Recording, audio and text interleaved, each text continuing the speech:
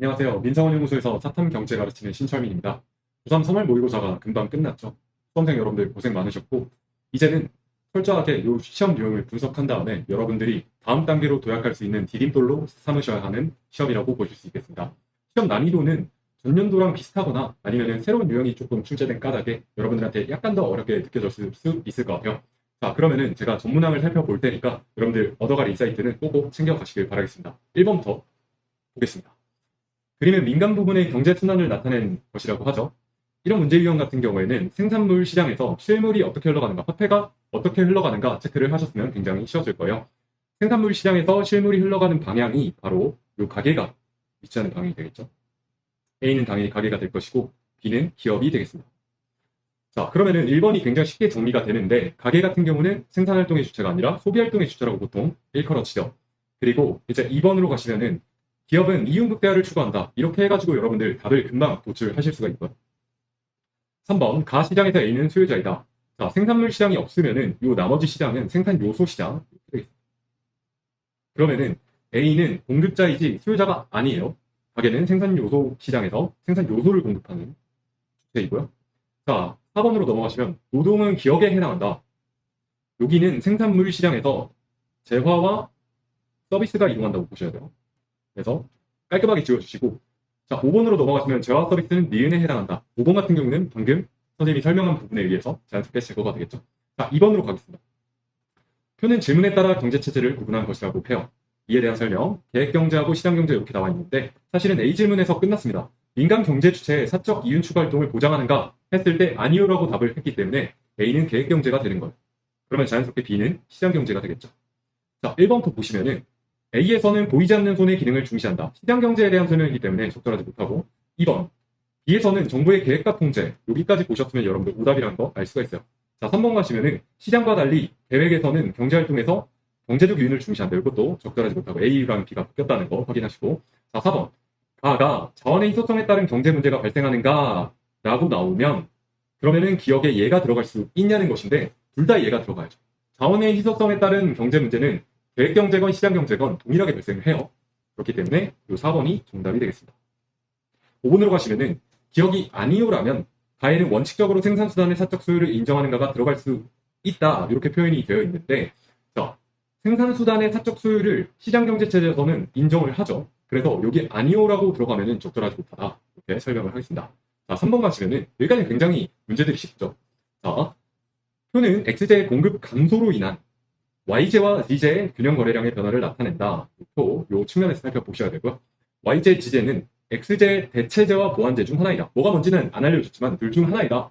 이렇게 표현을 한 것이고, YZ는 서로 관계가 없다. 독립관계이다. 이렇게 보시면 되겠어요.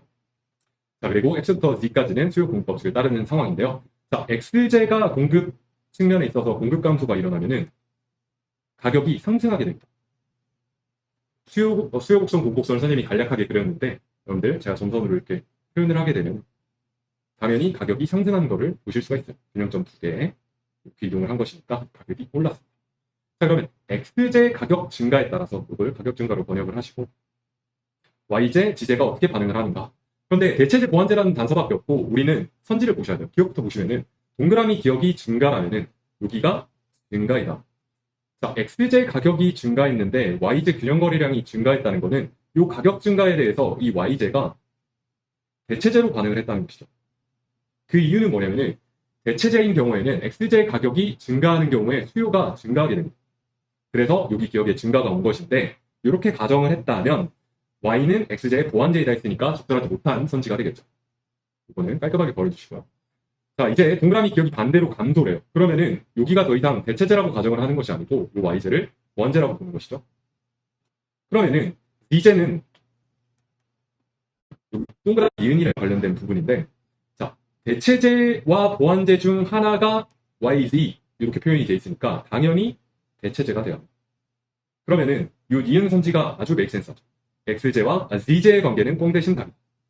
이렇게 맞는 선지라는 거 확인을 할 수가 있고요. 자, 디귿으로 가겠습니다. 동그라미 니은이 증가라면, 자, 그러면은 여기가 증가를 했다. 그러면은 요게 이제 대체제라는 소리죠. 그대로 그냥 표현을 놓아두면 좋겠어요. 그랬을 때 Y제의 판매 수입은 감소한다. Y제는 당연히 보완제가 될 것이고 이 보완제의 판매 수입은 감소하게 되겠죠. 그래서 이것도 적절한 선지이다. 왜 그렇냐면은, 자, 보완제끼리 이렇게 보완제 하나가 가격이 증가하는 경우에는 다른 보완제의 수요가 감소하게 돼요. 수요 감소하면 우리 잇따라서 나타나는 파급 효과가 뭐죠? 가격과 거래량이 다 감소하게 됩니다. 그래서 둘 다 감소하니까 판매 수입은 가격 곱하기 거래량으로 계산을 할 수 있을 텐데 이게 둘 다 떨어졌으니까 판매 수입은 감소한다고 보시면 되겠죠. 자, 그리고 리을로 넘어가시면은 동그라미 니은이 감소라면 그러면은 이제 이 도식을 바꿔주셔야 돼요. 자, 여기다가 보완제라고 기록을 하시고 여기를 대체제라고 씁시다. 자, 그러면은 Z제는 X제의 대체제이다 했으니까 바로 틀린 선지라는 것을 우리가 찾아낼 수가 있어요. 자, 그래서 적절한 선지는 니은 디귿뿐이다. 정답은 3번이 되겠습니다. 자, 4번으로 가실게요. 자, 다음 자료에 대한 분석 및 추론으로 옳은 것은, 자, 박물관 이야기가 나오고 있는데 A 박물관은 모든 관람객에게 3만 원의 관람료를 받고 있어요. 그런데 이 박물관이 개편안을 고려하고 있다 이런 표현이 등장을 하고요. 성인과 청소년에게 각각 가격을 차별하겠다는 거죠. 다른 관람료를 받겠다는 거야. 그래서 일단은 수요량 조사 결과가 표 1에 소개가 되어 있습니다. 표 1 보시면은 관람료가 만원일 때 성인은 700, 청소년은 700, 그리고 가격이 2만 원일 때는 성인 600, 400 이런 식으로 수요조사한 결과가 나와 있는 거예요. 자, 이런 상황에서 이제 쭉쭉 읽어봅시다. 표 2는 관람객 수에 따른 A 박물관 운영 비용이다. 해서 표 2를 보니까 관람객 수가 총 600명 이하이면은 비용이 1,500만 원 발생하고 그걸 넘어서서 1,200까지는 1,800이 발생을 하고요. 1,200 초과하면은 2,000이 발생한다. 요거까지 염두에 두고 이제 선지를 분석을 해보면 좋을 것 같아요. 자, 1번부터 보시면 현재 관람료 수입은 1,500만 원이다. 이렇게 이야기를 했습니다. 자, 관람료 수입 일단 표 한 장당 3만 원이라고 했었잖아요. 지금 개편을 고려 중인 거지 시행은 안 했으니까. 자, 그러면 3만 원 이렇게 기록을 해주시고, 자, 보시면은 3만 원에서는 성인이 500명이 이용을 하겠다. 그리고 청소년이 200명 이용하겠다. 이렇게 수요를 밝혔으니까 총 700명이 이용한다고 보시면 되겠죠. 그래서 3 곱하기 700, 2100이 답이 되겠어요. 그래서 이건 틀렸고. 모든 관람객에게 2만 원의 관람료를 받으면 운영비용은 증가하느냐 이렇게 기술이 되어 있는데, 자, 2만 원 수요량 조사 결과 보시면은 총 1000명이 이용을 하겠죠. 자, 1000명에 해당하는 구간은 여기 601부터 1200까지입니다. 그래서 자, 비용은 1800만 원. 그런데 운영비용이 증가하냐 물었으니까 이전에는 어떻게 되는지 살펴봐야겠죠. 3만 원일 때는 총 700명이니까 자, 700명에 해당하는 구간은 동일해요. 그래서 운영비용이 증가하는 건 틀렸고요. 자, 3번. 모든 관람객에게 4만 원의 관람료를 받으면 이윤이 증가하느냐 또 묻고 있습니다. 4만 원으로 가셔야죠.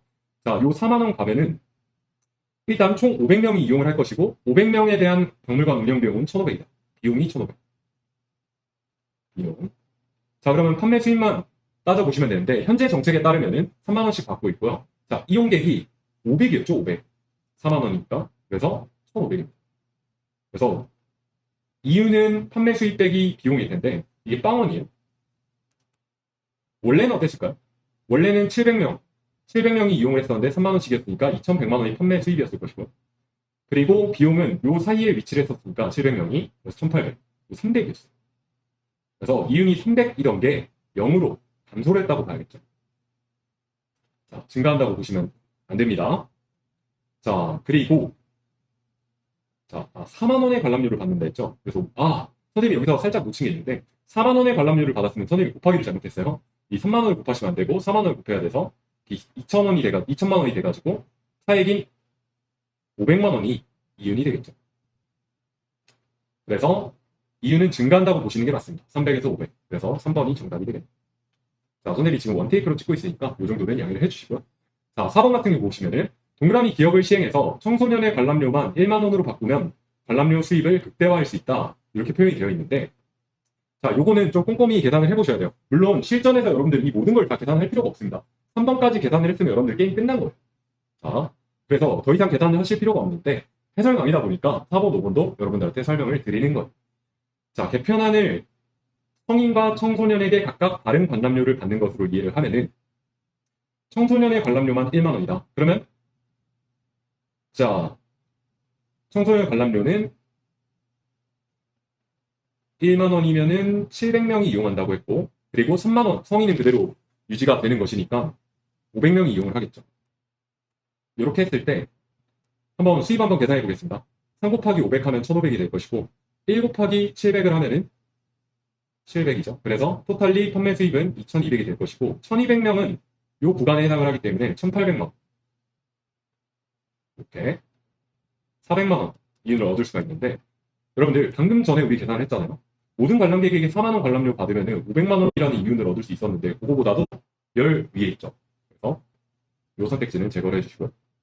동그라미 기억을 시행해서 성인의 관람료 4만 원, 청소년 관람료 2만 원으로 바꾸면, 자 그러면 4만 원에 대해서는 성인은 400명, 그리고 2만 원에 대해서는 청소년은 400만 원. 그러면 판매 수입 얼른 계산을 해보면 1600, 4 곱하기 400이니까 거기다 2 곱하기 400, 800이면 2400이죠. 자, 이게 판매 수입이 되시겠고, 여기서 이제 비용을 빼주셔야 되는데, 자, 400, 400이니까 800명, 요 구간에 들었어요. 1800만 원. 이게 이제 운영 비용이니까 차액에 해당하는 600만 원이 이윤이 되겠네요. 그래서 600만 원 틀렸습니다. 그래서 정답이 3번이라는 거 빼박으로 확인을 하게 됐습니다. 자, 5번으로 가실게요. 우리 할 게 많죠. 자, 소비자 값부터 정의, X제를 한 개 구입할 때 최대 지불 용의가 나와 있고, 생산자 A부터 D까지가 X 한 개 판매할 때 최소 요구 금액이 나와 있어요. 자, 물론 문제마다 케바케일 수 있겠지만 이거는 거의 유형화된 문제라고 여러분들 보시면 되겠죠. 그래서 여러분들 거의 레파토리로 이렇게 지문 표현으로 나와 있는 문제들은 그냥 확인만 하시고 쭉쭉 넘어가시면 되겠어요. 자, 그래서 XJ는 시장 균형 가격에서 거래가 되고, 그리고 XJ 시장에 참여하는 모든 소비자 생산자는 XJ를 한 개씩만 구입해서 판매한다. 자, 그래서 단순하게 지불 용의가 가장 높은 사람이랑 최소 요구 금액이 가장 낮은 사람을 매칭을 해주기 시작하면 됩니다. 자, 차수는 이렇게 될 것이고, 색깔을 그냥 똑같이 가져갈게요. 80, 80 이렇게 해가지고 이제 매칭이 끝나게 되겠죠. 그러면 시장 가격은 80에서 결정이 된다. 여러분들 확인을 하시면 되고, 거래량은 3개이다. 자, 그러면 기억이 자연스럽게 해소가 됐고요. 그다음에 니은 갑의 소비자 잉여는 10달러이다 이렇게 했는데, 균형 가격이 나왔으니까 소비자 잉여 구하기는 참 쉽죠. 자, 100에서 80을 빼주시고 90에서 80을 빼주시고 80에서 80을 빼주시면 20, 10, 0이 나와가지고 토탈리 30달러라는 거를 우리가 확인할 수 있습니다. 자, 그래서 니은도 틀렸고요. 그럼 답이 나와버렸어요. 여러분들은 사탐 경제가 그 타임 어택이 굉장히 심한 과목이라는 거 아시기 때문에 그냥 넘어가셨으리라고 생각합니다. 이렇게 확신 있게 계산을 했다면은 이글 리을 고르시고 다음으로 가셔야 돼요. 나중에 끝까지 푸신 다음에 시간이 허락이 된다면은 다시 검토를 하실 수 있는데, 실전에서는 무조건 이렇게 확실히 아니다 싶으면은 그냥 찍고 넘어가시는 거예요. 자, C와 달리 D는 XJ를 판매하지 않는다고 했는데, 해보세요. D는 판매하지 않습니다. 확인했고요. C는 판매를 해요. 확인했고요. 총 잉여는 60달러이다 했는데, 여기서 잉여가 30이 나왔죠. 소비자 잉여가. 생산자 잉여만 변환을 해주면 되는 상황인데, 자, 가격이 80이니까 여기서 20 나오고요. 여기서 10 나오고 0 나오니까 합이 30. 이렇게 해가지고 총 잉여가 60달러라는 거 확인하실 수가 있습니다. 자, 다음 문제로 가실게요. 자, 이 문제는 여러분들한테 나름 까다로웠을 수 있을 것 같아요. 그러니까 보통 이제 취업 통계 이렇게 나오면은 여러분들이 변화율은 많이 봤을 거고, 뭐 절대적인 수치가 나온 것도 많이 봤을 텐데, 이렇게 화살표로 주어진 경우는 어떻게 보면 새롭다 할 수 있잖아요. 근데 당황하지 않으셨으면 좋겠어요. 자, 이 문제 같은 경우는 결국에는 이 취업자에서 나간 것, 들어온 것, 마찬가지로 실업자에서 나간 것, 들어온 것, 이렇게 구문지어서 생각하면 굉장히 쉽거든요. 선생님은 지금 이 수치에 대해서 아무 이야기도 안 했어요. 그냥 접근 방법을 얘기를 했고, 이제 선지를 보도록 하겠습니다. 기억도 보시면 실업률은 하락하였다 이런 표현이 등장했는데, 실업률을 구할 때 이용되는 지표가 뭐가 있습니까? 경제활동인구, 경활인이라고 쓸게요. 그리고 실업자 수가 있겠죠. 그러면 이 두 지표에 대해서 관심을 좁히는 겁니다. 자, 경활인부터 살펴보려고 하는데 경활인 지표가 없으니까 비경활인을 보면 되겠죠. 왜 그러냐? 자, 15세 이상 인구가 변함이 없다고 했으니까 비경제활동 인구를 거꾸로 생각을 하시면 되잖아요. 자, 비경제활동 인구가 어떻게 됐는지 보니까 딴 데로 25만이 나갔어요. 25가 나갔고 15하고 5만큼 정확하게 보셔야죠. 화살표를 정확히 따라가야 되는데 20하고 5가 나갔고 15하고 5가 들어왔어요. 그러면은 20이 들어왔고 25가 나갔다는 건데, 이렇게 보시면은 경활인으로 사람이 더 많이 갔다 했죠. 무슨 말씀인지 이해되시죠? 그래서 비경활인은 줄고 경활인은 늘었다. 이렇게 보시면 되겠어요. 경활인은 늘었다. 자, 실업자 수는 어떤가요? 실업자 수도 똑같은 정신에서 보시면 됩니다. 실업자 수에서 나간 거는 깔끔하게 지우고, 실업자 수에서 나간 거는 토탈리 30이고요. 들어온 거는 15밖에 안 돼요. 그러면은 실업자 수가 줄었다. 이렇게 보시면 되겠는데, 분모는 늘고 분자는 줄었으니까 요거는 빼박 줄었습니다. 그래서 실업률은 하락하였다. 적절한 선지이고요. 자, 그 다음에 취업자 수는 감소하였다. 이렇게 되어 있는데, 잘 보세요. 경활인은 늘었는데 실업자 수는 줄었어요. 그러면 경활인은 뭐였습니까? 실업자 수 더하기 취업자 수였잖아. 그래서 결국엔 취업자 수가 는 걸로밖에 설명이 안 되는 것이죠. 실업자 수는 줄었고 병아리는 늘었는데 이 는 게 결국 취업자 수에서 는 것이다. 그래서 니은은 틀렸다는 거 여러분들 간파하실 수가 있었어야 했어요. 자, 디귿으로 가겠습니다. 경제활동 참가율은 상승하였다. 경제활동 참가율 어떻게 보겠습니까? 15세 이상 인구, 여기서 경활이었죠. 경활이는 어떻게 됐다 했죠?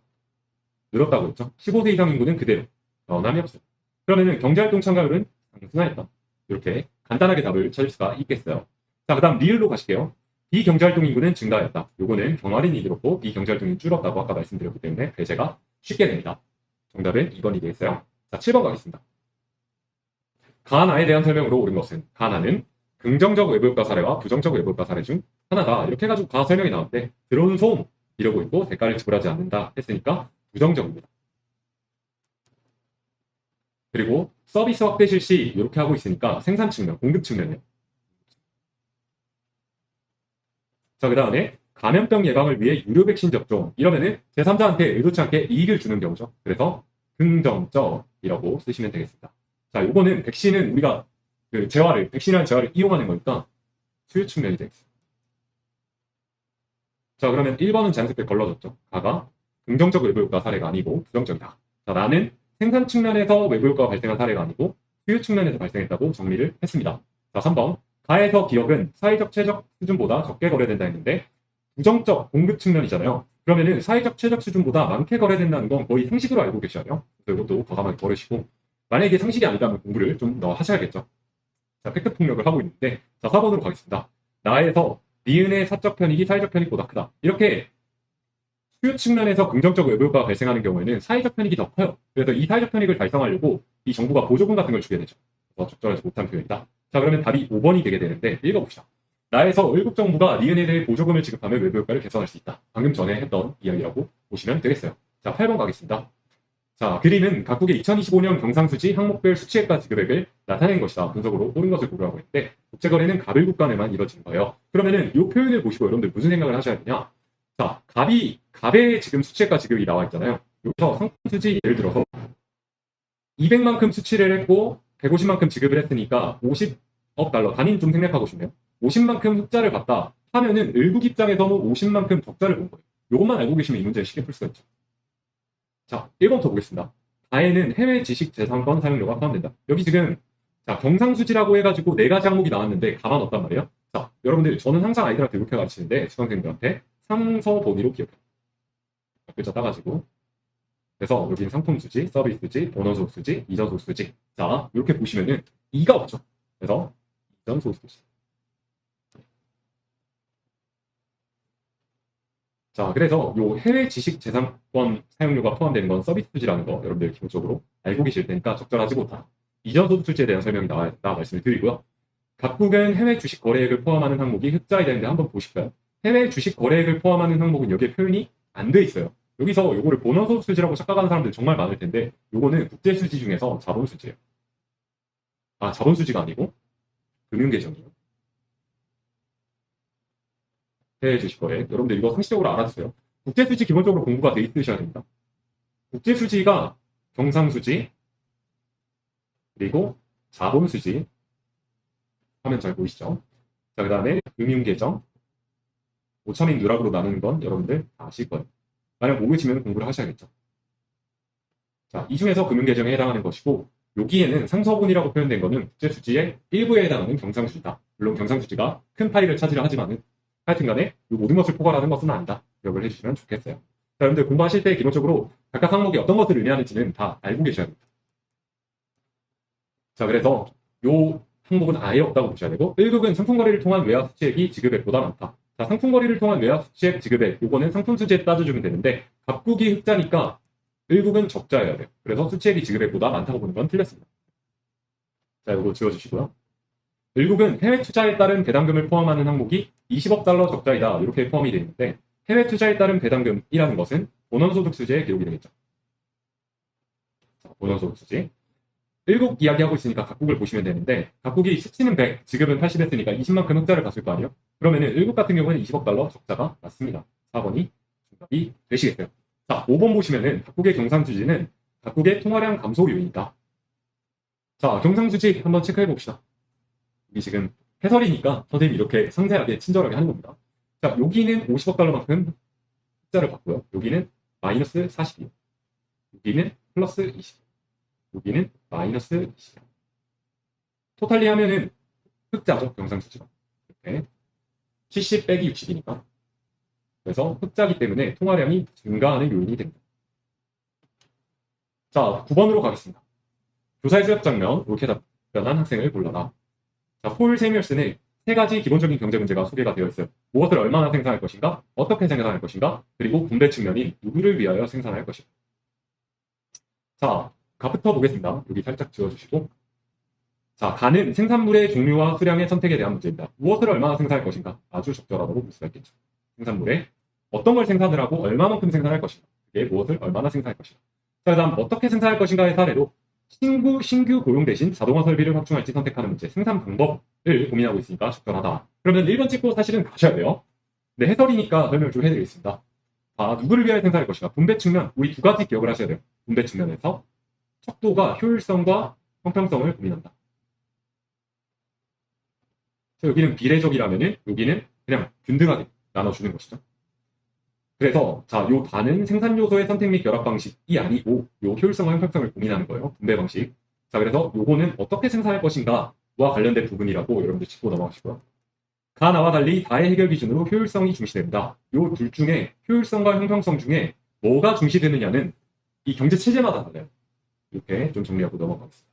그래서 정답은 1번이 되시겠네요. 자, 10번 가겠습니다. 게임이 나와 있는데요. 교육 전략 게임. 자, 우리가 각국의 지도자래요. 그리고 레벨업 기회. 여기 근데 레벨업 기회가 아래에 있네요. 이걸 활용해서 일국가의 교육을 통해 X제 30개, Y 40개로 확보해라. 규칙은 매우 간단합니다. 복잡하게 쓰여있긴 하지만. 자, 노동시간 120시간으로 양국은 동일하다. 그리고 X제, Y제만 생산한다. 이거는 당연히 나와 있는 조건들 중 하나고요. 모두 노동시간만을 생산 요소로 사용한다. 이것도 마찬가지고. 직선이 생산 가능 곡선상에서 생산한다. 모든 경제 과정에서는 곡선이 안 나와. 생산 가능 곡선이. 말은 생산 가능 곡선이지만 생산 가능 직선이죠. 생산 조건에 따라서 비교 우위를 갖는 제한만을 특화하여 그렇죠. 비교 우위 논리를 적용한다. 레벨업 기회 그러면 한번 볼까요? 각국 지도자가 X제 버튼 혹은 Y제 버튼을 누르면 해당 재화의 한 개 생산에 필요한 노동시간이 각국의 생산 조건에서 1시간 줄어든다. 그리고 생산 조건이 아래에 나와 있어요. 한 개 생산에 필요한 노동시간 해가지고 각국 일국 다 나와 있는데 각국 같은 경우는 X제 하나 만드는데 4시간 필요하고 Y제 만드는 2시간 필요하고 일국은 X제 하나 2시간, Y제 하나 2시간입니다. 자, 이렇다고 보시고 이제 1번으로 한번 가볼게요. 생산 조건에서 각국은 X제 생산에 비교 우위를 갖는다. 비교 우위 체크하라고 했으니까 한번 체크를 해볼게요. 자, 비교 우위를 체크하기 위해서는 지금 그리고 X제 생산에 비교 우위 묻고 있으니까 X제 한 개 생산에 따른 기회비용 요거를 체크를 해주셔야 돼요. 자, 노동 시간 측면이니까 생산 요소 측면에서 분석을 해보겠습니다. 각국 같은 경우는 X제 한 단위 만드는데 4시간 들어요. 자, 선생님은 항상 수강생들한테 이렇게 가르쳐요. X제 하나 만드는데 4시간 드는데 이걸 갖다가 지금 기회비용 얘기하고 있으니까 이 4시간을 Y제한테 태웠으면 Y제 몇 개 만들었겠냐? 2개 만들었겠죠. 그래서 1대1. X제 한 개 생산에 따른 기회비용은 Y제 2개이다. 이렇게 표현을 하고요. 일국 같은 경우는 딱 봐도 1대1이죠. 2개, 2시간, 2시간이니까. 자, 그러면은 X제 하나에 대해서 누가 더 싸게 만들고 있습니까? 당연히 일국이 싸게 만들고 있죠. 그래서 X제 생산의 비교율을 갖는다는 거는 완전히 뻥이고요. 자, 2번으로 가실게요. 생산 조건에서 X제와 Y제의 교환 비율이 3대1이라면 일국은 각국과 교역할 것이다. 이미 답이 나왔는데 일국 같은 경우가 X제 한 단위를 더 싸게 만든다고 했잖아. 그러면은 일국 옆에다가 X제를 생산하고 수출한다. 무역을 할 때. 각국 같은 경우는 그러면 비교이기 때문에 반대로 Y제에 특화를 하겠죠. 자, 일국은요. 자, X제를 특화를 해가지고 만든 다음에 수출을 하는 입장이기 때문에 요거를 더 비싸게 받을 수 있어야 돼요. 잘 보세요. 그런데 우리 지금 아까 계산한 요 뒤의 비용에 따르면은 이 3대1이라는 수치. 자, 지금 X제에 대해서 1로 표현해서 계산을 했으니까 1대 3분의 1로 양쪽을 3으로 나눠서 B를 바꿔줄 수 있겠죠. 자, 요게 지금 일국이 수긍을 할 수 있는 것이냐. 일국은 X제를 갖다 파는 입장인데 X제에 대한 대가를 이전에 자기들이 만들었을 때 Y제 한 단위보다 더 많이 받고 싶겠죠. 그런데 3분의 1밖에 안 주면은 하겠어요. 저같아도 안 할 것 같아요. 그래서 요건 과감하게 배제를 해주시고요. 자, X제를 누르면 드디어 이제 버튼을 누르는 상황이 됐어요. 각국은 X제 생산에 절대 우위를 갖는다. 한번 변형을 시켜서 보죠. 자, X제를 누르면 여기 X제 한 단위 만드는데 들어간 노동시간이 4에서 3으로 변형이 되죠. 그런데 절대 우위를 갖추려면 노동시간이 같은 상황에서 1국이 X제 만드는 것보다 더 노동시간이 적게 들어야 될 거야. 그죠? 그런데 많아요. 아직도 많아요. 그래서 이건 적절하지 못한 표현이고요. 그런데 이제 Y제를 누르면 어떨까요? Y제를 누르면은 이 2가 1로 변화가 되겠죠. 1로 변화가 되면은 각국의 X제 한 개 생산의 기회비용이 감소한다. 이렇게 했는데 잘 보세요. X제 한 단위 만드는데 4시간이 드는데 이 4시간을 Y제 만드는 데다가 투여하면 4개가 돼요. 아까는 2개였죠. 1대 2였죠. 근데 이게 1대 4로 변화를 한 거예요. 그러면 생산의 기회비용이 증가한 거죠. 그래서 이것도 틀린 표현이고 5번으로 가시면 게임 목표를 달성하려면 X제가 아닌 Y제를 눌러야 된다. 이렇게 나옵니다. 자, 이거 한번 해볼게요. 게임 목표는 X제 30개, Y제 40개를 교육을 통해 확보하는 것이다.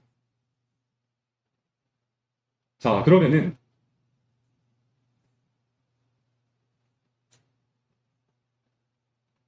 Y제를 누르면 어떻게 될까? 이렇게 1로 변하고요. 그리고 이 각국이 Y제를 압도적으로 잘 만든다는 것을 우리가 확인할 수 있어요. Y제 한 개 생산에 따른 기회비용이 X제 4분의 1이 1. Y 대 X라고 봤을 때 1대 4분의 1이다. 자, 그런데 1국 같은 경우는 이게 각국이면 1대 1이죠. 자, 이렇게 해가지고 각국이 이 Y제 생산의 특화를 그대로 이렇게 한다는 걸 알 수가 있어요. 자, 그러면은 Y제 이제 몰빵을 한다 했을 때 120시간을 다 넣겠죠. 120개를 만들 수 있겠습니다. 그러면 1국은 X제 특화를 할 텐데 X제 하나 만드는데 노동이 2시간이 필요하니까 60개를 만들 수 있겠습니다. 좋습니다. 자, 그런데 우리 목표는 X제, Y제 각각 30개, 40개 이 각국이 확보를 하는 것이니까 Y제를 120개 갖고 있는 상황에서 Y제 80개를 팝시다. 그러면 Y제는 40개가 남을 거예요. Y제 40개. 그리고 나머지 Y제 80개를 X제와 교환하는 것이죠. 그러면은 자, 여기 지금 생산에 따른 기회비용, Y제 한 단위 생산에 따른 기회비용이 이렇게 나와 있으니까 교육 조건이 1대 4분의 1에서 1까지 이렇게 형성이 될 수 있다는 걸 알 수가 있는데요. 여기 지금 Y제를 이제 팔러 나갔으니까 이 왼쪽을 80 곱해주시면 오른쪽도 공짜는 없으니까 80을 곱해주셔야겠죠. 20에서 80. 자, 그러면은 X제 30개를 얻을 수가 있느냐? 이렇게 했을 때 조금 애매하네요.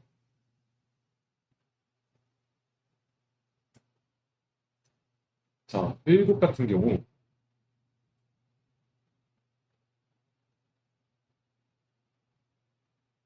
자, 요거 지금 약간 꼬인 것 같은데 선생님이 차근차근 좀 짚어보겠습니다.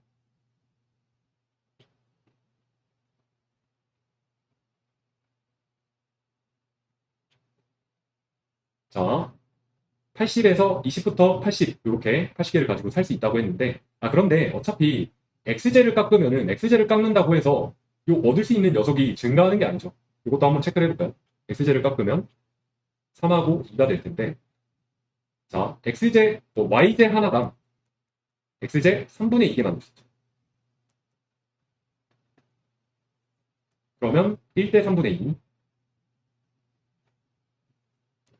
그리고 이제 1까지 가게 될 것인데 1국 조건 때문에 80을 곱하게 되면 훨씬 더 크네요. 자, 그러면은 요거 조금 점검을 해볼게요. 자, 생산 조건에서 X제와 Y제 교환 비율이 3대 1이라면 1국은 각국과 교환할 것이다. 자, 기회비용 다시 한번 체크를 해주겠습니다. X제와 Y제 교환 비율이 3대 1이라면 1국은 각국과 교육할 것이다. 자, 1국 입장에서 1대 1이에요. X제 한 단위 생산했다는 기회비용. 각국 같은 경우는 여기서 보시다시피 1대 2예요. 1국이 X제를 싸게 만들죠. 그럼요. 자, X제를 싸게 만들고 교환 비율이 3대 1이다. 그러면은 1국은 각국과 교육 안 하겠죠. 여기까지 제대로 분석한 것 같은데 X제를 누르면 각국은 절대 우위 간다. 이것도 아니고요. Y제를 누르면 각국의 X제 한 개 생산의 기회비용이 감소한다. 기존에는 X제 한 개 생산의 기회비용이 Y제 2개였다면 요건 늘어났다. 그러면 이제 5번밖에 남는 게 사실은 없긴 한데 자, 그러면 좀 빠르게 선생님이 검사를 한번 해볼게요. 선생님은 이거 다 아니라고 하고 5번을 이렇게 답이라고 고르는데 설명을 한번 해보겠습니다. 게임 목표를 달성하려면 X제를 일단 눌렀을 때를 제가 여러분들한테 보여드릴게요. 자, 여기가 3으로 변하고 그러면은 1대 2분의 3 이렇게 각국은 나오게 되고요. 1국 같은 경우는 1대 1이에요. 자, 그래서 1국 X제 그리고 각국은 YJ 특화를 하게 될 것이고요. 자, 그러면은 우리가 YJ 생산에 특화를 했다 했을 때 자, YJ 2가 들죠. 아, 그러면 120개가 아니네요. 아, 그렇네요. 그래서 맥스 YJ를 60개 만들 수 있다. 뭐가 문제였는지 여러분들 이해되시죠? 요거를 2로 두고 60개라는 걸 도출했어야 됐는데 요 Y 버튼을 눌렀을 때 YJ 버튼을 눌렀을 때 1로 120을 계산을 해가지고 거기서 문제가 발생했던 것이죠. 자, 그래서 60 이렇게 봐주시고 그 다음에 이 60개에서 20개만 팔아가지고 XJ를 30개 얻을 수 있냐 YJ 20개에 대해서 그런데 교육 조건 이렇게 형성된 거 보시면은 1대 2분의 3에서 1로 형성이 되니까 자 Y 이거 이제 반대로 조금 고쳐볼게요. 요 식은 어떻게 변화가 될 수 있냐면은 3분의 2에서 1까지 대 1이다. 이렇게 정확히 변화가 될 수 있거든요. 직관적으로 이제 역수를 취하시면 되는데 여기다가 20개를 팔 거니까 YG 20개에 20배를 해주시고 여기도 20 그러면 여기는 3분의 40이 되겠어요. 여기는 13이랑 비슷하죠. 13.3333 그리고 여기 20까지인데 절대 XJ 30개를 얻을 수가 없다는 걸 확인을 했습니다. 네, 저 같은 경우는 이 문제 풀 때 1, 2, 3, 4 이렇게 제거를 하고 5번을 선택했는데 근데 정확히 알긴 아셔야죠. 자, 그 다음 문제로 가겠습니다. 11번. 자, 앞에서 시간을 좀 설명을 잡아먹었으니 이건 좀 빠르게 가도록 하겠습니다. 우리나라 원화를 T년 초에 달러와 엔화로 각각 환전해서 미국 주식 A와 일본 주식 B에 투자를 했대. 그리고 T년 말이 됐더니 각국 통화로 그러니까 미국 주식은 달러로 그리고 일본 주식은 엔화로 이렇게 평가한 주식의 수익률 이게 표현이 되겠죠. 그리고 각국의 환율을 적용해서 계산한 주식 A, B의 평가 수익률 요게 이제 이것이 될 것이고 그 다음에 원화평가 수익률이 이렇게 나와 있습니다. 자, 요 녀석이 이렇게 될 것이고 각국 통화로 평가한 수익률 그 다음에 원화평가 수익률이 이렇게 나왔죠. 자, 여하튼 이 부분이 중요한 건 아니니까. 자, 기억해 보시면은 우리나라 관광객의 일본 여행 경비 부담은 감소하였냐 물어보고 있는데 자, 이게 미국 주식이고요. 여기 일본 주식이에요. 자, 일본부터 한번 볼게요. 원화평가 수익률에 비해서 엔화 평가 수익률이 낮죠. 그 이유가 무엇인지를 여러분들이 생각해 보셔야 되는데 자, 엔화로 투자를 처음 했을 거 아니에요? 그래서 엔화 평가 수익률은 원래 그냥 그 늘어난 만큼일 거예요. 얼마 N. 그런데 이 원화 평가가 상대적으로 낮습니다. 그 이유는 원 N 환율이 떨어졌기 때문이겠죠. 환율이 왜 떨어집니까? 원화의 가치가 절상됐기 때문에. 원화 가치 상승. 그렇다 보니까 일본 여행 가는 우리나라 사람들에게는 부담이 감소하겠죠. 자, 니은 미국 시장에서 한국 수출품의 가격 경쟁력은 높아졌다. 이제 미국 시장 보셔야겠죠. 여기 점 보시면은 원화 평가 수익률이 달러화 평가 수익률에 비해서 높아요. 그 이유가 뭐겠어요? 환율이 상승했기 때문에. 그러니까 이거는 원화 가치가 달러 가치에 비해서 내려갑니다. 무슨 말씀인지 이해되시죠? 그래서 환율이 상승하는 경우에는 한국 수출품의 가격 경쟁력은 높아지겠죠. 정답은 1번이 되겠습니다. 자, 디귿 리을도 설명해 드릴게요. 한국 기업의 달러화 표시 외채 상환 부담은 감소하였다. 자, 환율이 올라갔어요. 환율이 올라갔다. 그러면 외채 상환 부담은 증가합니다. 리을, 일본에 수출하는 한국산 상품의 엔화 표시 가격은 우리 원화 가치가 떨어졌다고 했으니까 환율이 상승했다. 원엔 환율이 상승했으니까 엔화 표시 가격은 원화 가치가 엔화에 비해서 떨어졌고 환율은 올라갔다. 요거는 달러에 대한 거고. 자, 원엔 환율은 떨어졌고 원화 가치가 상승했어요. 자, 그래서 한국산 상품의 엔화 표시 가격은 늘어나게 됩니다. 그래서 가격 경쟁력이 떨어지게 됩니다. 무슨 말씀인지 아시겠죠? 이렇게 1번이고요. 자, 12번. 생애주기에 따른 금융상품 구성 비율. 주식 이렇게 면적처럼 마치 표시가 되어 있고 요구불 예금, 채권 이렇게 나와 있습니다. 자, 20대, 40대, 60대 해가지고 요 간격을 보시면 되는데 1번부터 보실게요. 자, 20대에는 예금자 보호제도가 적용되는 금융상품 요구불 예금이겠죠. 10%입니다. 40세에는 발행자의 입장에서 부채에 해당하는 금융상품의 비율, 채권이죠. 30%. 60세에는 배당 수익을 기대할 수 있는 금융상품의 비율, 주식이죠. 60세 어디 있습니까? 주식 20%.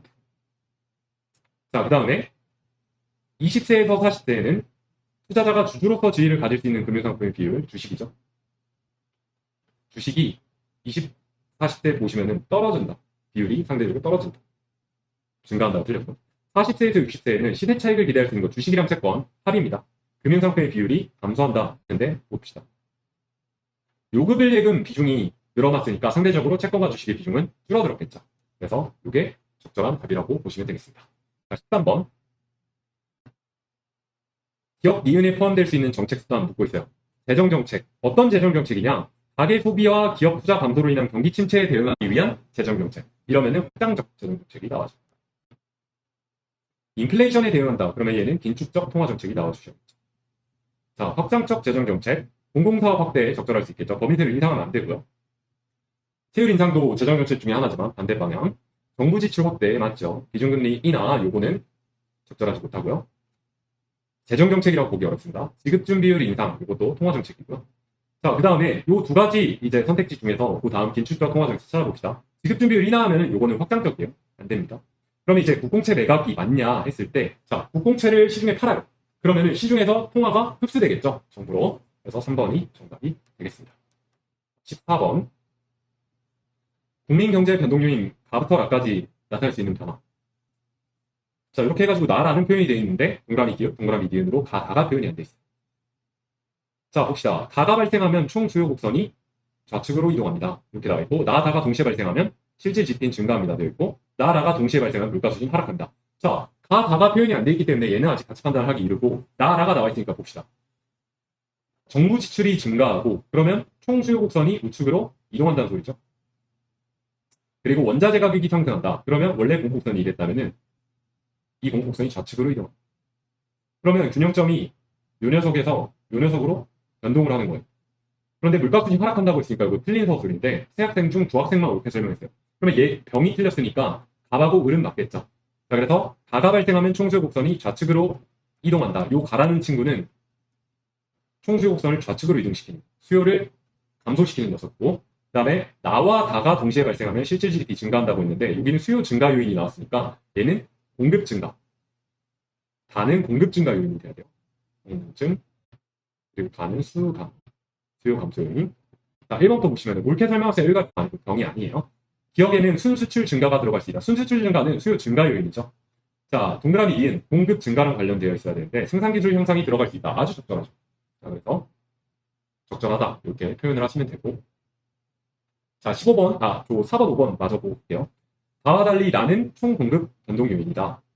나는요, 수요 증가 원인이에요. 정부 지출이 증가했으니까. 여러분들 총수요 뭔지 아시죠? CIG X-M. 자, 소비 지출, 투자 지출, 정부 지출, 순수출. 여기는 수출이고 여기는 수입이죠. 여기서 이제 요게 늘어나는 거니까 총수요가 증가하게 만드는 것이다. 총 공급이 아닙니다. 자, 그리고 가와 라가 동시에 발생하면 실질 GDP는 증가한다. 자, 보실까요? 가는 수요 감소 요인이었어요. 근데 요게 들어있으면 안 되죠. 실질 GDP 증가를 장담을 못하죠. 수요를 감소시킵니다. 자, 15번으로 가실게요. 서술형 평가에 대한 학생 답안과 채점 결과. 근데 다행히 점수가 10점 만점에 10점이에요. 자, 그러면 다 맞는 말이라는 뜻이고요. 정책 1, 정책 2 시행 전후의 엑셀 시험 변화. 정책 1을 한 다음에 요거를 캔슬하지 않고 그대로 두고 2를 추가적으로 시행했다. 공곡선 직선이고. 정책 1을 시행했을 때 엑셀 시장의 초과 수요량은 20개이다. 원래 균형은 2였어요. 공곡선이 어떻게 생긴지는 모르겠으나 하여튼 간에 요 1을 했을 때 초과 수요량이 나왔으니까 선생님은 이렇게 예측을 한번 해봅니다. 그러면 2의 최고 가격을 시행을 했을 때 초과 수요가 20만큼 생기잖아. 요거를 끝까지 확인을 해보셔야 됩니다. 자, 정책 1, X제의 가격 상한선을 2만원으로 설정. 끝났죠. 자, 그래서 최고 가격이 2에서 세팅된 것이고 공급 곡선은 이렇게 기울기 1자리 절편이 1인 직선이다. 이렇게 보시면 되겠어요. 정책 2, 생산자에게 X제 한 개당 보조금 1만원 지급. 그러면 공급 곡선이 하방으로 이동을 해야 되는데 보조금을 지급한 만큼 이동을 하면 됩니다. 생산 비용이 떨어지는 거니까. 좋습니다. 자, 이렇게 해가지고 1번부터 보겠습니다. 자, 학생 답안 1 시행 후 변화. 시장 거래량은 10개 증가한다. 여기 점선 보지 마시고 요 최고 가격제 시행만 보시면 돼요. 그러면 거래량이 증가한다는 거 말도 안 되죠. 거래량은 몇 개입니까? 10개이죠. 초과 수요가 발생하기 때문에. 자, 소비자 잉여는 10만 원 증가한다. 말이 안 돼요. 그냥 가만히 놔뒀을 때 소비자 잉여는 요 삼각형 면적이 될 것인데 이렇게 변화합니다. 어떻습니까? 증가합니까?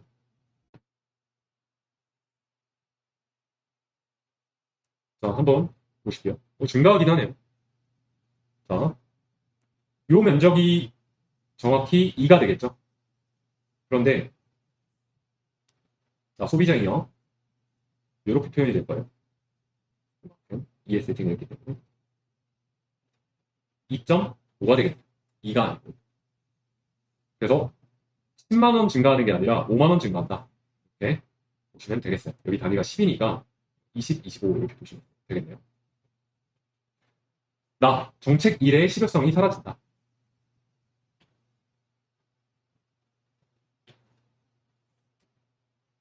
자, 정책 2를 시행하면은 점선 다시 그려볼게요. 이렇게 최고 가격은 제대로 이렇게 표시를 해주시고요. 그리고 공급선 이렇게 그려주세요. 실선으로 그리겠습니다. 그리고 이제 보조금 지급 방법 요거를 점선으로. 그러면 어차피 균형이 여기서 형성이 되죠. 그렇기 때문에 요 가격 정책의 실효성은 여전히 유효해요. 무슨 말씀인지 아시겠죠? 그래서 실효성이 사라진다 해서 틀렸고. 초과 수요량은 정책 1 시행 후보다 10개 감소한다. 자, 정책 1 시행했을 때는 초과 수요가 20만큼 발생을 했었는데 이제는 요 상황에서는 점선, 요 파란 점선이랑 요 수요 곡선 보시면은 이만큼 추가 수요가 발생한다는 거 알 수 있죠. 가격 규제 정책 하에서 10개. 그래서 10개 감소가 맞습니다. 4번이 정답이 되겠어요. 자, 5번. 소비 지출액은 정책 1 시행 후보다 20만 원 감소한다. 소비 지출액 어떻게 구합니까? 가격 곱하기 거래량 이렇게 해주시면 되겠는데 자, 여기서는 지금 최고 가격이 2만 원으로 세팅돼 있었어요. 거기서 10개를 샀으니까 2 곱하기 10 이렇게 되실 텐데 이것도 마찬가지 그대로죠. 공곡선이 이렇게 아래로 이동을 해도 그대로입니다. 그래서 20만 원 감소한다는 적절하지 못하겠습니다. 자, 좋아요. 그 다음 문제로 가겠습니다. 16번. 이제 수입과 지출에 대한 내용이 나와 있어요. 1번부터 보실게요. 소비 지출은 증가하였다 하면은 소비 지출 계산을 해보셔야겠죠. 여기 지금 1월, 2월 이렇게 나와 있는데 옳은 거 고르라고 했으니까 세금, 보험료는 비소비 지출. 그러면 이것만 보시면 되는데 자, 지금 요거 합이 360이죠. 세 가지 더하면 요 세 가지 더하면은 300이에요. 그래서 소비 지출은 감소했다. 쉽게 확인했고요. 처분 가능 소득은 10만 원 감소했다. 처분 가능 소득. 자, 비소비 지출 각각 얼마예요? 90하고 100이니까 소득 전체에서 비소비 지출 빼주시면 됩니다. 여기 도식이 있죠. 처분 가능 소득. 자, 그러면 총 소득 한번 계산해볼까요? 330, 430, 450, 520. 여기는 싹 더하면 얼마입니까? 500이죠. 똑같이 500이네요. 좋습니다. 그러면은 각각 이제 이 차이를 구해볼게요. 그러면 410, 400이 나오죠. 처분 가능 소득 10 감소 확인했습니다. 2번이 정답이 되겠네요. 자, 3번. 공적연금을 포함하는 항목의 소득은 감소하였다. 공적연금이다. 그러면은 이전 소득이 될 텐데 20에서 25로 증가했죠. 그래서 틀렸고요. 주식 배당금을 포함하는 항목의 소득. 재산 소득이 되겠습니다. 주식 배당금. 주식은 재산입니다. 증가했다 했으니까 우리 아니라는 것을 직접 확인할 수 있죠. 경상소득에서 사업소득이 차지하는 비율은 감소했다. 사업소득 한번 찾아볼까요? 자, 그 다음에 우리 아까 총소득이 500, 500이었는데 비경상소득 재결해주면 450, 500이 되고 여기는 빵이니까 이 중에서 100, 이 중에서 150인데 여기는 30%고요. 정확히 여기는 정확히 계산할 수 없지만 22점 얼마가 되겠어요? 그렇기 때문에 증가하였다 이렇게 봐야 됩니다. 자, 17번 거의 다 왔어요. 여러분 디플레이터 여기 나오고 있는데 자, 이때는 기준연도가 가장 중요하죠. T년 여기를 T라고 봅시다. 그러면 선생님이 추천하는 방법은 다 구하는 거예요. T년에는 자, 여기다가 표현을 하기로 합시다. 명목 GDP 그리고 실질 GDP가 있다고 했을 때 기준연도기 때문에 100백으로 적어도 무방을 해요. 자, 그 다음 T 플러스 1년에 경제 성장률을 알려줬으니까 실질 GDP가 104라는 거를 우리는 알 수가 있어요. 자, 그리고 나서 5%만큼 경제가 성장을 했으니까 이게 이제 5%면은 109.2가 되겠죠. 실제 GDP가. 자, 그 다음 여기 빵 프로니까 경제 성장률이 109.2 그대로 되겠죠. 됐습니까? 자, 이렇게 보시고 그 다음에 명목 GDP도 GDP 디플레이터를 활용하면 쉽게 계산할 수 있어요. 여기 디플 100이라고 쓰면 자, T 플러스 1년도에는 물가 상승률이 5%니까 당연히 디플레이터가 105가 되겠어요. 그런데 그 다음에는 물가 상승률이 0%예요. 그러면 디플레이터가 그대로 105가 나와줘야 여기 증가율이 0이 나올 수 있겠죠. 자, 그 다음에 여기 마이너스 5%입니다. 마이너스 5%이면은 이제 여기 대비 여기가 5%가 작은 수치입니다. 자, 그러면 마이너스 5%. 그러면 99점 얼마 이렇게 표현이 되겠죠. 뭐 정확히 계산을 할 수가 있겠습니다만은 굳이 그렇게 하실 필요는 없어요. 이 문제 같은 경우에. 자, 그러면 명목 GDP 너무 쉽게 구할 수 있어요. 자, 디플레이터 알고 실질 GDP 알면은 요거 같은 경우는 자, 디플레이터라는 게 기본적으로 실질분의 명목이기 때문에 이런 방식으로 다 구할 수가 있다. 자, 그러면은 105 곱하기 104를 100으로 나눠주시면 되는데 420 여기다가 105 그러면 1092 자, 그래서 여기가 109.2라는 걸 알 수가 있어요. 자, 그 다음에 여기 실질 GDP가 19.2인데 여기 디플레이터가 105라는 거는 여기는 이제 109.2에다가 마찬가지로 이제 5%를 더 이제 띄워줘야 됩니다. 그래서 뭐 엄밀히 말하면 이걸 두 개를 곱한다면 100으로 나눠주시면 되는 건데 뭐 한 116점 얼마 이렇게 봐도 무방하겠죠. 자, 그 다음에 여기는 99점 얼마니까 109.2랑 대동소이하겠어요. 108점 얼마 뭐 이런 식으로 써봅시다. 자, 1번부터 보시면은 각국의 화폐 가치는 지속적으로 하락하였다라고 되어 있는데 자, 물가 상승률 보시면 돼요. 물가 상승률이 5% 여기 플러스가 있어요. 그러면 지속적으로 하락하였다는 틀린 말이죠. 자, 그 다음에 T 플러스 1년의 명목 GDP 증가율은 20%이다. T 플러스 1년 여기죠. 9.2%밖에 증가를 안 했어요. 그래서 틀린 말입니다. T 플러스 2년의 GDP 디플레이터는 100이다. 그러니까 100에서 109.2로 9.2%밖에 안 한 거예요. 자, T 플러스 2년 GDP 디플레이터 우리 계산했죠. 100이 아니라 105입니다. 자, 그 다음에 T 플러스 3년에 스태그플레이션이 발생하였다. T 플러스 3년은 일단 경제성장률이 빵프로기 때문에 스태그플레이션이 될 수가 없어요. 무슨 말씀인지 아시겠죠? 스태그플레이션이 되려면은 경기 침체가 와야 돼. 실질 GDP가 떨어져야 돼. 그리고 물가는 상승해요. 그런데 심지어 물가 상승률도 마이너스입니다. 자, 5번 T 플러스 1년의 명목 GDP 여기 선생님이 계산을 했고요. T 플러스 3년의 명목 GDP 108점 얼마 이렇게 계산을 해서 5번이 정답이 되시겠습니다. 자, 18번 보실게요. 밑줄친 기억의 목적 운전자의 각종 운전 정보를 획득하기 위해 어쩌고 저쩌고 이렇게 나와 있고 자동차 보험료 할인 혜택을 준다. 그래서 사고 위험이 낮은 운전자를 선별할 수 있다. 이러니까 여러분들 시장 실패 중에 하나인 정보의 비대칭성을 개선하기 위한 보험회사의 노력이다. 보시면 되겠어요. 자, 19번. 19번도 되게 참신한 문제라고 생각을 했는데 값과 을은 편익과 기회비용만을 고려해서 X부터 Z제 중에서 하나만을 합리적으로 선택을 한다. 자, 값과 을의 편익에서 각 재화의 가격을 뺀 금액을 나타낸다. 이게 그 선생님은 회계학적이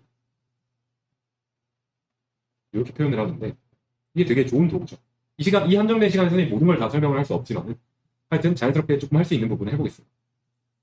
자, 일단 선생님이 여러분들한테 결론적으로 조금 제시할 부분은 회계학적 이익이 가장 큰 게 합리적 선택이다. 선택지 중에서 이렇게 봤을 때는 갑한테 있어서 합리적 선택은 Y제, 을한테 있어서 합리적 선택은 Z제입니다. 다행스럽게도 선생님이 그 민사관연구소 유튜브에 이 회계학적 이익에 관한 합리적 선택에 관한 로직을 올려두었어요. 그래서 여러분들 그 영상 참고하시면은 왜 회계학적 이익 요 값이 가장 큰 게 합리적 선택인가, 그리고 왜 이 선생님은 이 문제를, 왜 출제위원님은 요거를 출제를 하셨는가, 이런 스타일로 하는 부분을 여러분들 이해하실 수가 있게 돼요. 자, 여하튼 이 녀석이 우월적이다 라고 보시면 좋을 것 같고요. 그 다음에 여기서 되게 흥미로운 표현이 나오는데 값과 을은 동일자를 같은 가격으로 구입한다. 그래서 PX, PY, PZ는 동일하게 값과 을에게 적용된다고 보시면 되겠어요. 기억해 보겠습니다. X제 선택의 편익은 을보다 가격이 크다 했는데요. X제 선택의 편익 한번 볼까요? 여기 지금 가격이 빠져 있는데 한번 봅시다. 5,000 여기다가 PX를 더해주면은, 그러니까 편익 빼기 가격 금액이 나온 거니까 편익이 나올 수 있겠죠. PX를 더해주면. 한번 뺐으니까. 을도 마찬가지. 그래서 사실상 이 뒷부분은 하나하나 한 거죠. 크기 비교를 한다 했을 때. 그래서 을이 크다는 걸 알 수가 있어요. 자, 그 다음에 니은으로 가시면은 xj 선택의 기회비용은 값과 을이 같다. 한번 해볼까요? 자, 값 같은 경우는 편익 빼기 가격은 나와 있어요. 그러면은 여기서 이제 그 기회비용을 찾기 위해서는 암묵적 비용만 아시면 되는데, 암묵적 비용이라는 거는 여러분들 어떻게 배우셨는지 잘 모르겠지만 선택하지 않은 대안들, 아니면은 이제 내가 지금 주목하고 있는 대안 말고 다른 대안들, 한ten 그 중에서 가장 편익 빼기 가격, 그러니까 편익 빼기 명시적 비용이 가장 큰 게 바로 암묵적 비용이 돼요. 그래서 요 녀석을 우리가 주목하고 있는데 XJ에 대해서 얘기를 나누고 있는데, 이 녀석이 나머지 대안들 중에서 편익 빼기 가격이 가장 크니까 10,000원이 되겠습니다. 암묵적 비용이. 그 다음에 요거 PX는 똑같잖아요. 을도 마찬가지로 PX인데, 자, 요 녀석 마찬가지로 고르지 않은 거 아니면 우리가 주목하지 않는 것 중에서 가장 회계적 비용, 회계적 이익이 큰 거, 요 녀석이죠. 10,000원이죠. 그래서 동일하다. 이렇게 보시면 되겠어요. 요거 두 개 더한 게 기회비용이 되니까 명시적 비용, 암묵적 비용, 명시적 비용, 암묵적 비용. 이런 식으로 로직만 명확하게 정리가 되어 있으면은 되게 쉽게 풀 수 있는데, 만약에 선생님이 지금 설명하는 게 무슨 말인지 못 알아들으시겠다 하시면은 꼭 유튜브 채널 제가 설명한 내용이 있으니까 살펴보세요. 자, Z제 선택의 암묵적 비용은 값과 을이 같다. 자, 암묵적 비용은 방금 전에 우리가 구하는 방법 배웠으니까 이렇게 생각을 해주시면 돼요. G제에 포커싱을 하고, 자, 그러면은 값이 선택하지 않은 것 중에서 회계학적이 가장 큰 거고 10,000원, 을이 우리가 주목하고 있는 거 말고 가장 큰 거는 8,000원이죠. 두 개가 다르다는 걸 알 수가 있어요. 이렇게 하면 답이 도출이 되는 거죠. 이 로직을 알고 있으면 사실은 제가 지금 설명하고 있는 것이지 문제를 풀 때는 굉장히 빠른 시간 안에 끝이 납니다. 자, 리을. 을의 y제 선택의 순편익은 음의 값을 갖는다. 한번 해보죠. 을은요, 뭐가 가장 이익이라고 했어요? 이 C제 고르는 게. 요 회계학적 이익이 가장 큰 거. 요걸 고르는 게 가장 이익이라고 했죠. 그러면 나머지 선택은 우리 이 합리적 선택 관문을 제대로 공부했다면 알 수 있겠지만은 다 순편익이 음이 나오게 됩니다. 얘만 0. 얘도 마찬가지로 답은 요 녀석 y제 골랐을 때만 0. 순편익이. 그래서 음의 값 낮추셨죠. y제 선택의 순편익 y제를 고른다고 했을 때는 음이 나옵니다. 좋습니다. 이렇게 깔끔하게 정리를 했습니다. 마지막 문제에 이르게 된대요. 오늘도. 자, 원테이크 강의 이제 곧 끝이 납니다. 현재 각국은 자유무역을 통해 국제가격 10달러에 좀 걸리셨거든요. XJ를 수입하고 있다. 각국 정부는 국내 생산자 잉여를 증가시키기 위해 다 나중 하나의 시행을 고려하고 있다. 같은 경우는 XJ 한 개당 일정 금액의 관세 T를 부과. 당연히 관세 부과니까 수입이 되는 XJ. 자, 그 다음에 나 국내 생산자에게 XJ 한 개당 보조금 S를 보조금 지급하는 거. 공급 곡선 이동할 수 있겠죠. 자, 이렇게 정리를 해두시고 둘 중 하나의 시행을 고려하고 있다. 표는 각국 정부의 관세 부과 금액에 따른 수입량 그리고 국내 생산자 잉여를 나타냅니다. 그래서 수입량이 이렇게 표기가 돼요. 단위는 좀 생략을 해볼게요. 논의 편의상. 생산자 잉여. 자, 관세 부과를 1도 안 했을 때는 수입량이 80만 개. 이건 자유무역 상태겠죠. 그리고 여기서 되게 재밌어요. 실리적으로 우리가 많은 것들을 얻어갈 수 있는데 10달러씩 관세를 이렇게 증가할 경우에 수입량이 딱딱 떨어지듯이 이렇게 감소를 해요. 이런 경우가 이제 기울기가 수요 곡선은 마이너스 1, 공급 곡선은 1일 때가 왕왕이죠. 이거 직접 확인해 볼 겁니다. 자, 그리고 각국에서 생산된 엑스와 수입되는 국내 시장에 주량 판매된다. 이런 되게 레파토리 같은 단서들이 나오고 있어요. 이렇게 이제 문제로 한번 넘어가 보도록 할게요. 자, 1번부터 보시면 현재 각국의 XJ 국내 소비량은 90만 개이다 라고 이야기를 하고 있는데, 여러분들 이걸 풀기 위해서는 이 단서를 좀 잘 이용을 해야겠어요. 자, 보시면은 좀 깔끔하게 쓰고 싶은데 여기 지금 수요 곡선, 공급 곡선을 한번 그려보겠습니다. 일단 자유무역 시에는 80, 그 다음에 10씩 관세를 높여가면 10씩 이렇게 계속 높여간다고 했을 때 수입량이 20씩 고스란히 줄어들고 있으니까 얘는 기울기가 각각 1, -1이다. 이렇게 선생님 가설을 세우고 들어갈게요. 자, 그러면은 이제 절편이 중요한 것인데, 절편은 여기 또 다른 정보가 있으니까 여기서 좀 정리를 할 수 있도록 합시다. 여기 국제 가격이 10달러라고 했으니까 10달러를 한번 표기를 해주시고, 색깔이 조금 헷갈리나? 빨간색. 10달러일 때. 공급 곡선은 뭔지는 모르겠고, 이렇게 대충 한번 이렇게 그려볼게요. 10씩 높일 때마다 20씩. 그러면 기울기를 여기를 1, 여기를 -1이라고 가정을 한번 해봅시다. 그러면은 여기 이제 요 절편이 결정이 되는 게 굉장히 중요한데, 다행스럽게도 국내 생산자 잉여가 자유무역 시에는 50만 달러라고 나왔고, 그 다음엔 200만 달러라고 나왔으니까, 여기 20을 한번 표현을 해보면, 자, 요 차이인 150만 달러, 그러니까 150을 여기 면적이라고 단주를 해주면 되겠네요. 여기는 50, 여기는 150. 이해되시죠? 자, 그러면은 여기 지금 사다리꼴의 높이가 10이에요. 그런데 여기 면적이 150이라고 했으니까, 자, 나누기 2분의 1 해가지고 사다리꼴 면적 나오는 거 아시죠? 그러면 원래대로 2분의 1 하기 전으로 복원해주면 윗변 더하기 아랫변이 300. 이런 식으로, 300이라기보다는, 300이죠. 300으로 나와야 된다는 거 아실 수가 있어요. 자, 그리고 높이가 10이라고 했으니까 윗변 더하기 아랫변 30이겠죠.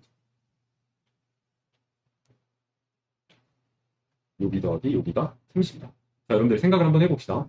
여기 지금 20씩 감소하고 있어요. 그러면은 20씩 감소하는 데 있어서 이 수요가 감소하는 것도 있고 공급이 감소하는 것도 있겠잖아요. 여기 양 측면에서 이렇게. 그래서 반반을 해주신다고 하면은 10이 올라갔을 때 여기가 80이었고 여기가 60이었으니까 이 공급 곡선에서 설명되는 거는 10이다. 여기가 10이다. 그러면은 여기 길이는 서로 같으니까 여기를 m이라고 하면 여기는 m 플러스 10이 되는 거고 m 플러스 10이랑 m이랑 두 개 더해가지고 30이 나와야 되니까 m은 자연스럽게 10이 돼야겠죠. 아주 직관적으로 선생님이 설명을 드리고 있는데 자, 이 결과를 알았다면 사실 이 문제는 끝이죠. 왜요?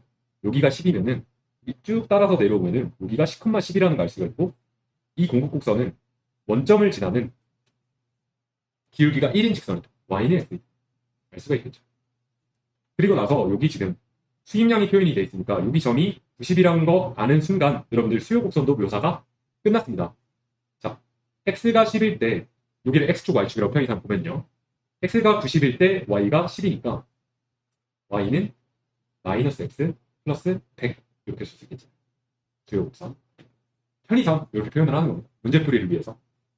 자, 그러면 정리를 한번 해보겠습니다.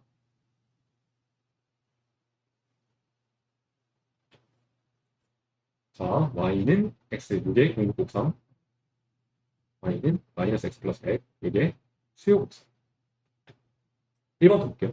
현재 각국의 x의 국내 소비량은 90만 개이다. 요거는 이미 여기서 계산을 끝냈어요. 자, 여기가 10이었고 여기가 80이니까 여긴 좌표는 당연히 90이라는 거 말씀을 드렸고 요게 자유무역 시 국제 가격인 10달러. 10달러에서 수요 곡선 이 10달러에서 쭉 이렇게 직선을 그었을 때 수요 곡선과 만나는 점이기 때문에 거래량이 90이라는 국내 소비자의 소비량이 90만 개라는 거 우리가 알 수가 있는 거예요. 1번이 정답입니다. 자, 그러면 나머지 선지만 분석하고 이제 해설 영상이 끝나게 되는데요. 끝까지 집중해 주시면 감사하겠습니다. 자, T를 10달러로 가를 시행하면 관세 국내 공급량은 10만 개이다. 이 상황이죠. 20. 약간 지저분한 감이 있지만 관세를 10달러 부과했을 때는 이제 거래되는 가격이 20에 형성이 될 거예요. 이렇게 국제 가격이 10달러가 붙은 만큼. 그러면은 이 폭만큼이 국내 생산자가 공급하는 양이 되겠죠. 왜 그런지 모르시면 아예 공부를 안 하신 거고. 자, 그래서 국내 공급량은 10만이 아니라 20. 자, 이거 살짝 그래서 설명을 해드리자면 여기가 이제 20이었고 여기 60만큼이었잖아요. 그래서 여기 80인데 요 10만큼 관세를 부과를 한 것이고요. 그러면은 요 가격대에서는 소비자는 요만큼 사는 거예요. 그런데 국내 공급자 생산 비용이 이렇게 형성이 돼 있으니까 여기까지는 공급자가 공급을 하지만 이제 요 녀석은 다 수입을 해야 되는 시점인 거예요. 왜냐? 요 사람들이 공급을 못하기 때문이죠. 생산 비용이 저렇게 형성이 된 사람들은 공급을 못하니까 이렇게 보시면은 좀 심플하실 거예요. 자, 그리고 3번으로 가겠습니다. T를 20달러로 가를 시행하면 각 정부의 관세 지급은 900만 달러이다. 자, 그러면 이제 여기 표를 보세요. 관세를 20달러 부과를 한다. 그러면은 수입량이 40만 개가 된다는 걸 알 수 있어요. 이쯤 되겠죠. 여기 30만을 딱 하면. 그럼 이게 40만이네. 자, 그랬을 때 관세 수입 물어봤으니까, 자, 관세 20달러 부과했죠? 여기 높이가 20. 그리고 수입량이 40이니까 두 개 곱하면은 800만 달러. 됐나요? 자, 4번으로 가겠습니다. 이제 그 보조금을 지급하는 상황인데, 보조금을 지급하면 수입량은 60만 개이다. 뭐 이런 이야기가 나와 있죠. 여러분들, 이제 이 우리가 구해놓은 식이 위력을 발휘할 때가 됐습니다. 물론 1번 답을 찾았으면 이거 계산하고 있을 필요가 없는 거죠. 자, 공급 곡선이 y는 x로 나와 있어요. 그런데 보조금을 지급하기 시작하면 이제 다운이 돼야 돼요, 절편이. y는 x에서. 이게 y는 x-10이 되는 거죠. 이 공급선이 보조금 준 만큼 다운돼야 돼요. 이렇게. 두 번째 상황도 묶어서 한번 볼까요?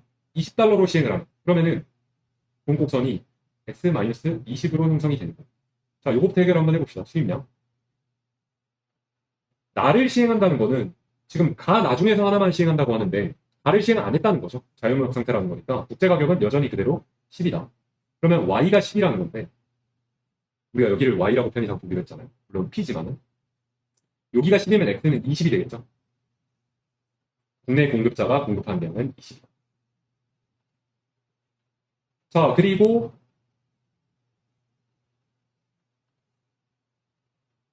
수요곡선 같은 경우에는 변동이 없죠. y가 10일 때는 x는 90입니다. 90. 그러면 이 차이가 바로 수입량이 되기 때문에 수입량은 70만 개입니다. 그래서 적절하지 못하고, 자, S를 20달러로 나를 시행하면 보조금 총액이 1200만 달러이다 이렇게 했는데, 요거 보조금 총액 구하시려면 일단 거래량을 알아야겠죠. 더 정확히 말씀을 드리면 국내 공급자의 공급량.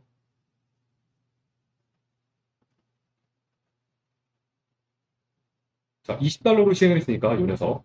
근데 원리는 똑같아요. 국제가격이 10이니까 여기를 10이라고 두시면은 X는 30이 되겠죠. 그래서 국내 공급자 공급량은 30이고 보조금을 한 개당 20달러 주기로 했으니까 요 30개에 대해서 20달러를 주셔요. 30만 개의 단위는 중요해졌습니다. 일단 여기서 문제점이 있어서.